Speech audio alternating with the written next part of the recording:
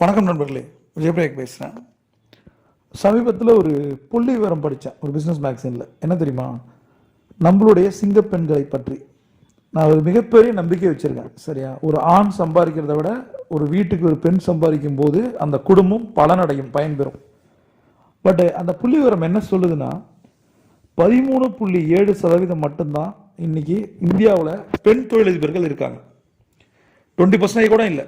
ஆனால் என்டையர் எம்எஸ்எம்இன்னு சொல்லப்படுற micro small and medium size என்டர்பிரைசஸில் 20% அவங்க ஹேண்டில் பண்ணிட்டு இருக்காங்க. இது பார்த்தீங்கன்னா, அதாவது தொழில் முனைவோர்கள் இந்தியாவில் பெண்கள் கடந்த 6 வருஷங்களாக குறைஞ்சிட்டே வராங்க, வேலை வாய்ப்பை அதிகம் ஃபோக்கஸ் பண்ணுறாங்க அப்படின்னு இந்த புத்தகத்தில் போட்டிருந்தது.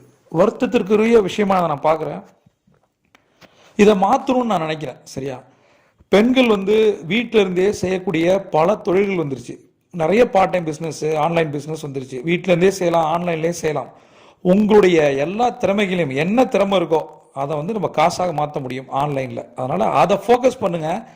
வேலை என்பது எப்பயுமே ட்ராப் தான், ஒரு எலிப்பொறி மாதிரி தான். ராபர்ட் கியோசாகி, உலகத்தின் நம்பர் 1 ஃபினான்ஷியல் குரு ராபர்ட் கியோசாகி சொல்கிற temporary solution for permanent problem, உங்களுடைய நிரந்தர பிரச்சனைக்கு ஒரு தற்காலிக தீர்வு தான் சம்பளம், வேலை அப்படிங்கிற இந்த ட்ராப் அப்படிங்கிறார். பொறி, அது எலிப்பொறி மாதிரி. அதனால் அதை விடுத்து வீட்டில் இருக்க பெண்களும் சரி, வேலைக்கு செல்கிற பெண்களும் சரி, கொஞ்சம் யோசிக்கணும். தொழில் எல்லாமே கிடைக்கும்.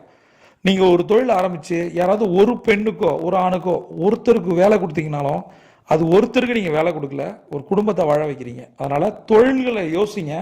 சின்ன சின்ன விஷயங்கள் நிறைய பண்ணலாம், நிறைய ஆப்பர்ச்சுனிட்டிஸ் இருக்குது. வேலைக்கு போகலாம். அட்லீஸ்ட் நீங்கள் ஒரு பார்ட் டைம் பிஸ்னஸாவது ஆரம்பிக்கணும்னு நான் கேட்டுக்கிறேன். பிரபஞ்சம் கொட்டி தர காத்திருக்கு. சியாண்டா.